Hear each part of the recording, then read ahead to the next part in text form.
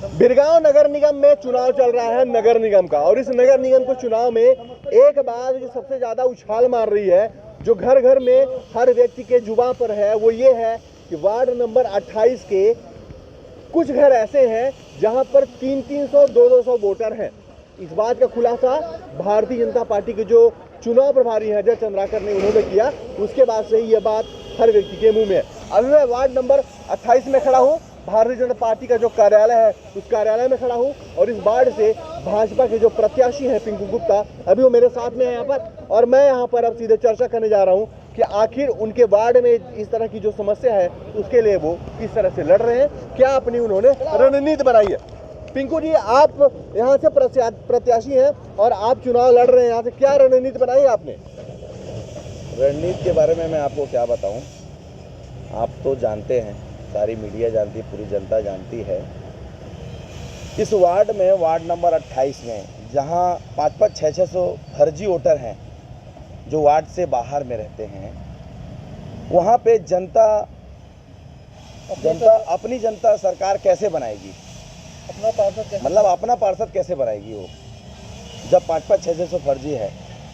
मेरे पास पुख्ता सबूत है। वार्ड नंबर 35 जो मेरे पास पिक है, वार्ड नंबर 35 130/35 में ये है। दिखाए मैं चाह रहा हूँ कि इसको दिखाइए। 135/30 130/135 सॉरी, ये आप लोगों ने देखा, ये वार्ड एक घर नंबर है, हाउस नंबर है 130/35, यानी कि 35 नंबर, मतलब 35 नंबर वार्ड। इस वार्ड में आप जाइए और 10 से 12 लोग हैं अभी उपस्थित हैं वहाँ पे, और आप पता कीजिए कि ये वार्ड नंबर 35 में इनका नाम आता है, नहीं आएगा। ये वार्ड नंबर 28 में नाम आता है, इसे ही मैं फर्जी कहता हूँ। तो यहाँ पे जनता क्या कर सकती है? अच्छा, ठीक है, आप बोल रहे हैं कि एक एक घर में कई सारे लोग हैं, आप एक घर का उदाहरण भी दे रहे हैं कि इस घर में कई सारे लोग हैं जो फर्जी के तौर पर हैं, ठीक है, लेकिन जिस वार्ड से आप चुनाव लड़ रहे हैं प्रत्याशी के तौर पर है, उस वार्ड में जो बहुल संख्या है वो मुस्लिमों की है, ठीक है, और आपके यहाँ पर जो हिंदू वोटर है वो हिंदू वोटर कम है। इस वार्ड में सबसे ज़्यादा फर्जी वोटर है, एक एक घर में 200 300 लोग हैं। ऐसे में आप कैसे चुनाव जीतोगे? क्योंकि जो लोग फर्जी हैं वो आपके जो विरोध में खड़े हैं इकराम, उनके वोटर हैं, तो वो उनको ही वोट करेंगे। आप रोकने का प्रयास कैसे करेंगे? क्या आपने बनाया हुआ है कि आप उन वोटरों को वोट देने से रोक पाएंगे? क्या रणनीति होगी आपकी? पहले तो मैं जनता से ये कहता हूँ, या फिर पार्षद महोदय जी से कहता हूँ, अगर वो कहते हैं कि मकान नंबर पहले नहीं चलता था और अभी मकान नंबर चल रहा है बोल के वो लोगों को गुमराह कर रहे हैं, तो ये बता दे मुझे, या ये दिखा दे मुझे कि जिसमें 240 वोटर हैं जिस घर में, उस घर में क्या 100 चूल्हा जलता है? क्या 100 गैस सिलेंडर है? कि बस लोगों को यूपी से बिहार से बुला के अपने यहाँ रख लिए, वोट मरवा के वापस भेज दिए? ऐसा होता है चुनाव यहाँ पे। तो मतलब आपका कहना है कि यही कारण है कि पिछले 15 सालों से वो पार्षद है यहाँ पे? जी, यही कारण है। और जनता भली भांति, हम वार्ड में हैं तो हम वार्ड में जाते हैं, जनता से कहते हैं कि जनता खुद बोलता है कि हम तो वोट देते नहीं, वो जीतता कैसे है? अच्छा, वो आप भी जानिए और जनता से भी पूछिए। अच्छा, आप जनता के बीच में जाइए, आपको जनता का जवाब आपको स्वयं मिलेगा। जैसे इकराम जी से मैंने बात की तो उन्होंने कहा कि ये जो एक घर में इतने सारे लोगों की कहने के बाद भाजपा बोल रही है, तो दरअसल वो ऐसा हुआ है कि मेरी आईडी अगर है वहाँ पर और मेरा दूसरा व्यक्ति जो मेरा मित्र है अगर उसने बनाया अपना आईडी बनवाई तो उसको उसने एड्रेस मेरे इसका लिखा, तो वार्ड नंबर में घर नंबर एक ही हो गया और लगातार बढ़ते गया। कितना ऐसे हैं? 10 हो सकते हैं, 20 हो सकते हैं, 50 हो सकते हैं, क्या 500 600 400 हो सकते हैं? क्या आप भी समझदार हैं, पढ़े लिखे हैं सर, आप एक ही घर में हो सकता है क्या? ये संभव है क्या? बात मेरे समझने की नहीं है, मैं कितना भी समझदार रहूंगा लेकिन आपको वोट नहीं कर सकता हूँ मैं, ठीक है? तो आपको जो वोट करेगा समझाना उसको है, आप कैसे समझा रहे हैं? मैं यही प्रश्न कर रहा हूँ बार बार कि आप अपनी जनता को कैसे, आप कार्यकर्ता हैं, बताएं। जनता स्वयं समझदार है, वो जानती है ईमानदार व्यक्ति को चुनना है। हम अपना मुद्दा लेके उनके सामने जा रहे हैं कि आप उनको चुनेंगे जो 240 वोट फर्जी लेके आपका मताधिकार का उपयोग कम कर रहा है, या उसको चुनेंगे जो आपसे मत मांग रहा है? नहीं तो आपका क्या कहना है, इकराम जो है तो फर्जी व्यक्ति हैं, वो ईमानदार नहीं है, आप ये कहना चाह रहे हैं? अगर वो ईमानदार हैं तो 15 सालों में वो 240 जो उन्होंने एक घर में थे उनको अलग अलग घर क्यों नहीं बनाया एड्रेस? 15 साल से वार्ड में कर क्या रहे थे वो? इस बारे में मैं कुछ बोलना चाहूँगा। एक बीमल इंक्ल्यू है, बीमल इंक्ल्यू खुशबीर बग्गा मशीनरी के पास है, वहाँ पे 135 घर है, 135 घर है, पर ज़्यादा से ज़्यादा आज 15 सालों में 40 से 50, 50 से 70 नाम लिस्ट में आते थे। वहाँ के लोगों का नाम क्यों इधर उधर रहता था? वो पार्षद थे तो क्यों नहीं जोड़ा उन्होंने नाम? आप बीमल इंक्ल्यू में जाइए और जनता से डायरेक्ट पूछिए कि 15 साल से उन लोगों का नाम क्यों नहीं आता था लिस्ट में। हाँ, आप पूछिए। हिंदू वोटर है उनका नाम ही नहीं बिल्कुल नहीं रहता था। आज भी कहीं ये आप जनता से पूछिए, आप विमल इंक्लूब में जाइएगा, वहाँ के लोगों से पूछिए। उन लोग वोट डालने के लिए तरस जाते थे। यहाँ एक घर में 240 लोग रह रहे हैं और उतने बड़े कॉलोनी में सिर्फ 70 लोग रहते हैं। आप यहीं से समझिए ना कि कहने का मतलब क्या है। आप जाइए विमल इंक्लूब और एक एक बंदे से पूछिए। हम नहीं कहते कि हम साथ में जाएंगे, आप स्वयं जाइए, वहाँ के लोगों का इंटरव्यू लीजिए। उन लोग वोट डालने के लिए तरस जाते थे। वो तो अभी उनका वोटर लिस्ट में नाम जुड़ा कि नहीं जुड़ा? अभी हमारे पिंकू भैया 3 साल से मेहनत करके उन लोगों के कम से कम अभी 350 से 400 लोगों के वहाँ वोटर आईडी बन गए हैं। तो ये हमारी मेहनत है। अब अच्छा, अभी सुनने में ये आया कि जैसे आरोप लगा, आप ही लोगों ने आरोप लगाया, पिछली बार इस बात का मैंने सवाल भी पूछा था इकराम से कि आप पर आरोप ये लग रहा है कि आप यहाँ पर पूरे वार्ड के भीतर घर खरीद लेते हैं और उस पर लोगों का नाम जुड़वा देते हैं। आपने ये किस आधार पर ये आरोप लगाया? क्योंकि वो उन पे आरोप लगा, वो पूछ रहे हैं कि आप पूछो भैया आधार क्या है पूछने का। आपके सवाल पे मुझे हंसी आ रहा है। मैंने पिछले बार भी आपको बताया था कि महोदय जी जो हमारे पार्षद है या पूर्व पार्षद उनकी भाभी थी, उनका स्वयं का अपना 40 घर होगा उस वार्ड में, जिस पे आप उंगली रख दोगे 50%, 60% वो घर उनका है। और एक एक घर में 40-40, 35-35 नाम जोड़ के रखा हुआ है। इसका सर्वे भी करने के लिए हमने एप्लीकेशन दिया, पर उसमें कुछ नहीं हुआ। उनकी सरकार थी, हमारी सरकार थी, हमने प्रयास किया, हमारी सरकार हट गई, फिर उनकी सरकार आ गई। अब उनका ही घर है तो उसमें 40 नाम 20 नाम तो रहेगा ही ना, कोई दूसरा तो रह ही नहीं सकता। मैंने आपको 10 मिनट पहले बताया 130/35 मतलब वार्ड नंबर 35। वार्ड नंबर 35 में आप स्वयं जाइए, वहाँ के लोगों से पूछिए कि आपका नाम कौन से लिस्ट में आता है। आप मेरे को 35 नंबर वार्ड में अगर उसका नाम दिखा दोगे तो आप जो बोलिए सर, उसका नाम वार्ड नंबर 28 में है। उस घर में और रहता कहाँ है? उस घर में ताला लगा है। आप सर्वे किए होगे तो उस घर में ताला लगा है। आपने जो एक वीडियो क्लिप दिखाया था, उस घर में उस ताला लगा है। तो अच्छा, वही घर है क्या? हाँ, वही घर है। अच्छा, तो फिर आपने बताया कि भैया 35 नंबर वार्ड में जो लोग हैं उनका नाम यहाँ पर है, उनको रोकने के लिए आप क्या कहें? रणनीति क्या है? रणनीति पर मैं बात कर रहा हूँ। आपने क्या रणनीति में आपने आरोप लगा दिया, आपने बातें कह दी कि भाई यहाँ पर इतना किए हैं, इतना सब कुछ किए हैं। आप क्या रणनीति बना रहे हो? जिस दिन मतदान पड़ेगा तो वो फर्जी वोटर जिनकी चर्चा आप कर रहे हो, वो फर्जी वोटर मतदान कर पाए या ना कर पाए, क्या रणनीति बनाए? हमने इसके लिए अपने बड़े नेताओं को बताया है, हमारे केंद्रीय नेताओं को बताया। हमने इसके लिए शिकायत दर्ज की है। कल उसके पहले भी हमारे बड़े नेता जाके ऑलरेडी कलेक्टर महोदय को आवेदन दे चुके हैं, चुनाव आयोग में आवेदन दे चुके हैं। एक जनता के में हम इससे ज़्यादा क्या कर सकते हैं? सरकार आपकी है, हम आवेदन ही दे सकते हैं, शिकायत कर सकते हैं, कानून के मतलब आप क्या कहना चाहते हैं कि जो इकराम अहमद जो है फिर से पार्षद बन जाएंगे? क्योंकि महापौर के प्रत्याशी के तौर पर भी है, महापौर के अगेंस्ट आप लड़ रहे हो, आप ऐसा ही समझो, क्योंकि कांग्रेस पार्टी की तरफ से उनको प्रोजेक्ट किया जाएगा, ऐसा कहा भी जा रहा है, शोर भी है, हल्ला भी मचाया जा रहा है। अगर वो इतने बड़े नेता हैं, इतने बड़े प्रत्याशी हैं, तो उन्हें फर्जी वोटों की आवश्यकता ही क्यों पड़ रही है?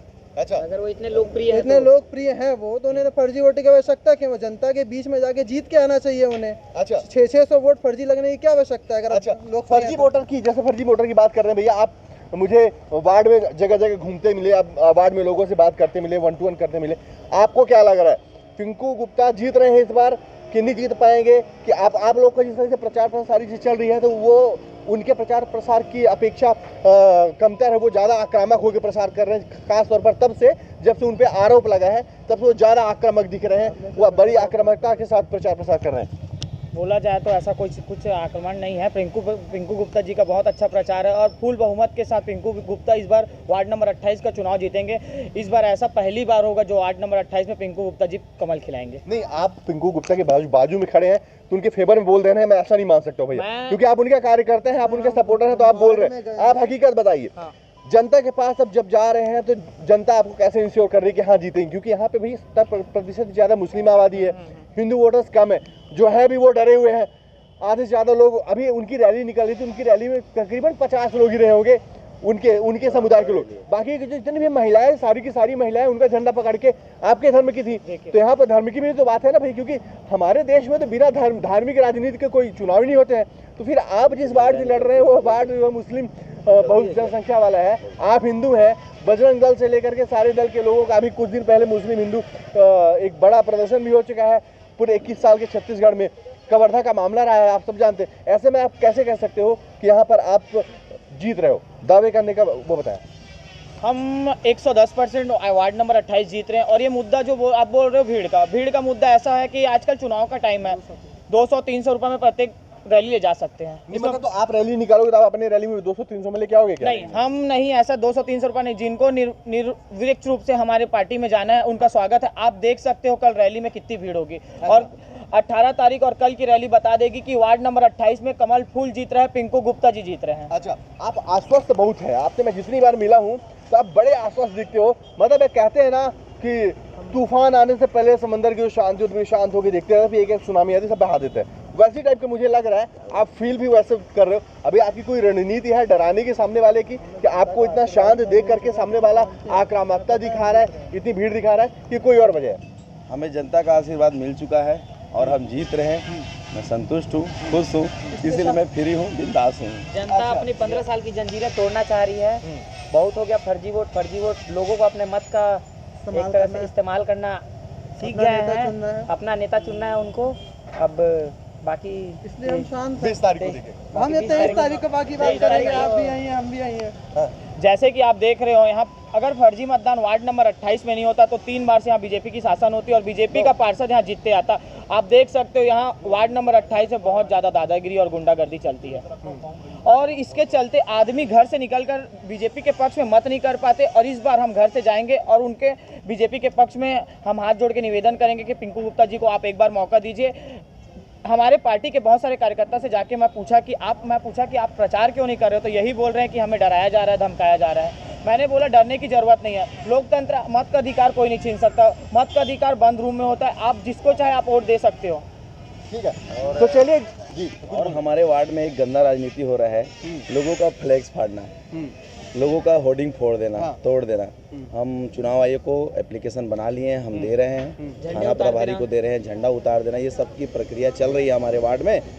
पर हमें जनता पे भरोसा है और हम इसीलिए हमेशा मुस्कुराते रहते हैं। क्योंकि हमने रिपोर्ट अपना ले लिया है, हम एकदम फ्री और बिंदास हैं। कुछ बोल रहे हैं? और जैसे कि आप देख रहे हो भारतीय जनता पार्टी का प्रत्याशी, आप बोलते शांत आदमी की परीक्षा नहीं लेनी चाहिए, क्योंकि भारतीय जनता का पार्टी पूरे 40 वार्ड में जितने भी पार्षद है सब शांत है। हमारे पार्टी में हमें सिखाया जाता है कि शांत स्वभाव और व्यवहारिक से चुनाव लड़ा जाए। ऐसा नहीं, हमारे पार्टी में किसी अगर नाम बता दो गुंडागर्दी।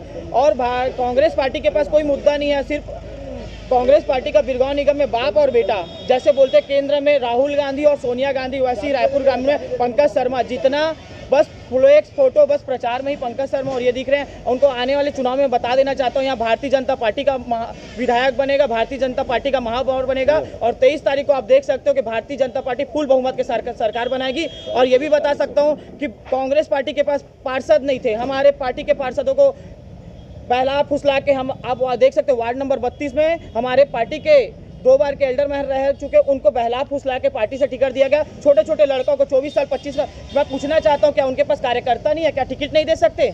हमारे ही पार्टी के कार्यकर्ता को बहला फुसला के, मैं ये सुना हूँ कि लालटेन लेके प्रत्याशी ढूंढ रहे हैं, क्योंकि कांग्रेस पार्टी से कोई चुनाव नहीं लड़ना चाहता, क्योंकि कारण बाप और बेटा है। अगर खुल के सामने कोई खुल के सामने आता है तो उनको रोक दिया जाता है। बोलते हैं कि सत्यनारायण शर्मा के बाद पंकज शर्मा किसी की जागीर नहीं होती। कांग्रेस पार्टी परिवारवाद करती आई है, तो केंद्र में आप देख सकते हो क्या हाल है, वही हाल रायपुर ग्रामीण की भी होगी।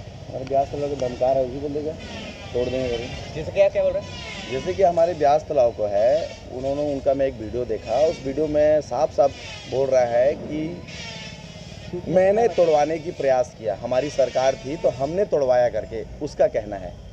उन्होंने मदद किया, पार्षद है, पार्षद के माध्यम से जो मदद करना चाहिए उन्होंने पार्षद किया। मेरे लोगों को धमकाया जा रहा है, डराया जा रहा है कि ये वार्ड को, मोहल्ला को, ब्यास तालाब को तोड़ दिया जाएगा। अगर ये उनका राजनीति चल रही है। अगर वो बचाते इसको तोड़ने से वो बचाते तो यहाँ के लोग हमको क्यों सपोर्ट करते, उनको क्यों करते? अगर हम तोड़वा रहे हैं तो हमको सपोर्ट नहीं करना चाहिए ना। पिछले बार अगर हम तोड़वा रहे हैं तो हमको सपोर्ट नहीं करना चाहिए, उनको सपोर्ट करना चाहिए, लेकिन उनको नहीं करके हमको सपोर्ट कर रहे हैं और वो धमका रहे कि इस बार तोड़वा दूंगा। वाली बात कहाँ से आई? ये धमकाने वाली बात कहाँ से? क्योंकि जनता हमारे साथ है और मैं अपने जनता के लिए जो करूँगा वो मैं जानता हूँ। चलिए ठीक है। तो ये भारतीय जनता पार्टी के प्रत्याशी हमारे साथ में थे और जिस तरीके से यहाँ पर माहौल चल रहा है उन सारी मुद्दों पर हमने बात करी। शांत तरीके से बिल्कुल अनुशासन में रह के प्रचार प्रसार कर रहे हैं। खासतौर पर वार्ड नंबर 28 को लेकर काफ़ी ज़्यादा एहतियात बरत रहे हैं। अब देखना ये होगा कि जिस दिन मतदान होगा और उसके बाद जब रिजल्ट आएगा तो इस वार्ड का रिजल्ट क्या आता है।